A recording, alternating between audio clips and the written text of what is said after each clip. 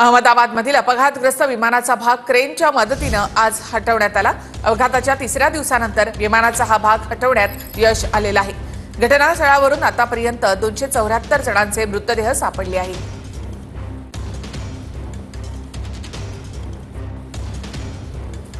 अपघातग्रस्त या विमानाचा हा भाग क्रेनच्या मदतीने हटवण्यात आला। डीजे मेडिकल कॉलेजच्या इमारतीच्या छतावर हा विमानाचा शेपटाकडचा जो भाग आहे तो अडकून बसलेला होता। तसेच विमानाचे गिअर म्हणजे त्याची मागची जी चाकं होती ती देखील अडकलेली होती, ती देखील काढण्यात आलेली आहे। विमानाचा हा संपूर्ण भाग काढण्यात आलेला असून फॉरेन्सिक डिपार्टमेंटकडे तो दिला जाईल। विमानाचे कॅप्टन सुमित सबरवाल यांचा एक शेवटचा मेसेज समोर आलाय। यामध्ये ते मेडे mayday mayday, no thrust losing power असा पायलटचा हा शेवटचा मेसेज आहे। विमानाला थ्रस्ट मिळाला नसल्याचं पायलटच्या मेसेजमधून समोर आलेलं आहे। कॅप्टन सुमित सबरवाल यांचा शेवटचा मेसेज समोर आलाय। Mayday mayday mayday, no thrust losing power, unable to lift असा सबरवाल यांचा शेवटचा मेसेज होता। मेडे हा फ्रेंच शब्द आहे। मेडे हा विमान धोक्यात असल्यास आंतरराष्ट्रीय स्तरावर वापरला जाणारा सिग्नल आहे।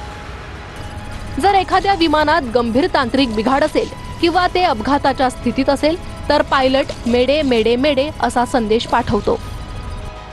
नो थ्रस्ट म्हणजे विमानाला हवेत उंच उचलण्यासाठी पुरेशी शक्ती मिळत नसल्याचा सबरवाल यांचा शेवटचा मेसेज होता। लुझिंग पॉवर म्हणजे विमानाला हवेत उंच उचलण्यासाठी इंजिनमधून शक्ती मिळत नाही असा सबरवाल यांच्या मेसेजचा अर्थ होतो। विमान जेव्हा कोसळलं त्यावेळी त्याला थ्रस्ट म्हणजे विमान उचलण्यासाठी पुरेशी शक्ती मिळत नव्हती हे दृश्यांमधूनही दिसतंय। विमानाला उचलण्यासाठी शक्ती का मिळत नव्हती याबद्दल जगभरातल्या जाणकारांनी वेगवेगळी कारणं सांगितली आहेत। विमानाची दोन्ही इंजिन बंद झाली असतील किंवा इलेक्ट्रिकल पॉवर सप्लाय बंद झाला असेल असं जाणकार म्हणतात।